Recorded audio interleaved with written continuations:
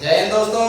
आज मैं आपको मुख्य दर्शन जितने भी हमारे पास दर्शन है जिससे एग्जाम में क्वेश्चन आते हैं एवं ऋग्वैदिक कालीन नदियां हैं जिससे क्वेश्चन हमारे एग्जाम में आते रहते हैं।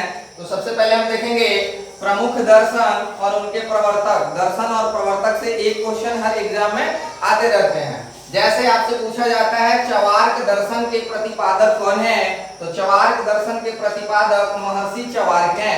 चवार्क दर्शन के प्रतिपादक कौन है? महर्षि चवार्क है।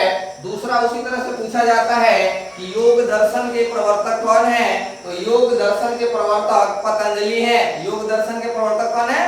पतंजलि है। तीसरा पूछा जाता है आपसे कि सांख्य दर्शन के प्रवर्तक कौन है, तो सांख्य दर्शन के प्रवर्तक कपिल मुनि हैं। महर्षि कपिल मुनि सांख्य दर्शन के प्रवर्तक है। हमारे पास भारतवर्ष में जितने भी दर्शन हैं सब में सबसे प्राचीन दर्शन सांख्य दर्शन है। क्वेश्चन आता है आपके एग्जाम में कि सबसे प्राचीनतम दर्शन कौन सा है, तो सांख्य दर्शन है। अगला क्वेश्चन आता है न्याय दर्शन। न्याय दर्शन का प्रवर्तक कौन है, तो महर्षि गौतम है। न्याय दर्शन के प्रवर्तक कौन है? महर्षि गौतम है। अगला क्वेश्चन आता है आपका पूर्व मीमांसा। पूर्व मीमांसा के प्रवर्तक कौन है, तो महर्षि जैमिनी है। पूर्व मीमांसा के प्रवर्तक कौन है, तो महर्षि जैमिनी है।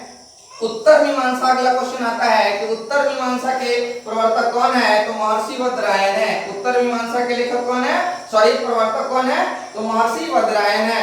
अगला है वैशेषिक दर्शन, जो इस बार 66वीं बीपीएससी में भी एक क्वेश्चन आया था कि परमाणुवाद के प्रवर्तक कौन है, तो परमाणुवाद के प्रवर्तक महर्षि कणाद थे। 66वीं बीपीएससी प्री में ये क्वेश्चन आया था कि परमाणुवाद के प्रवर्तक कौन है, तो महर्षि कणाद थे, जो क्या है वैशेषिक दर्शन के प्रवर्तक हैं। जो क्या है वैशेषिक दर्शन के प्रवर्तक हैं। वैशेषिक दर्शन के प्रवर्तक कौन है, महर्षि कणाद। एवं कहीं कहीं बुक में अलूक या उल्गू भी दिया करता है वैशेषिक दर्शन के विषय में। तो इस तरह से ये मौखिक मुख्य रूप से ये दर्शन है जो हर एग्जाम में आते रहते हैं। आगे देखते हैं ऋग्वैदिक कालीन नदियां के बारे में देखते हैं। ऋग्वैदिक कालीन नदियां से भी क्वेश्चन आपके एग्जाम में आते रहते हैं, जिसमें पूछा जाता है प्राचीन नाम दे रखा रहता है और आधुनिक नाम आपके एग्जाम में पूछा जाता है, या आधुनिक नाम दिया हुआ रहता है और प्राचीन नाम आपके एग्जाम में पूछे जाते हैं। अब आपसे एग्जाम में पूछेगा वितस्ता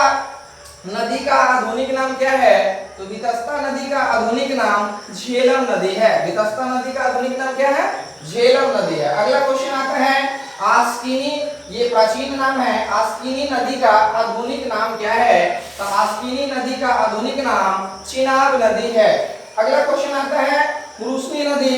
पुरुषनी नदी यह एक प्राचीन नदी थी जिसका आधुनिक नाम रावी नदी है। ये क्वेश्चन ऋग्वेद में भी इसका वर्णन है।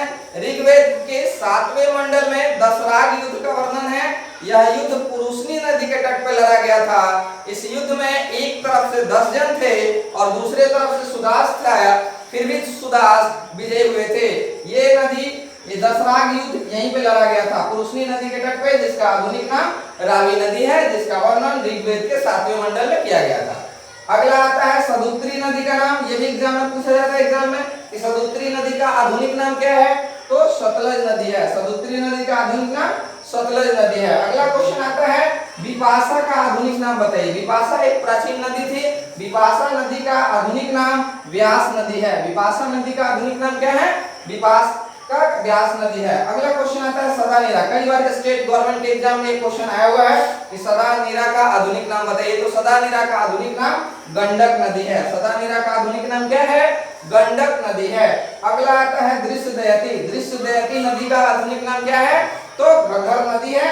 इसी तरह से ये दोनों टॉपिक आपके एग्जाम के ख्याल से मोस्ट इंपॉर्टेंट टॉपिक है। यहाँ से एक एक क्वेश्चन जरूर आपके एग्जाम में आते रहते हैं।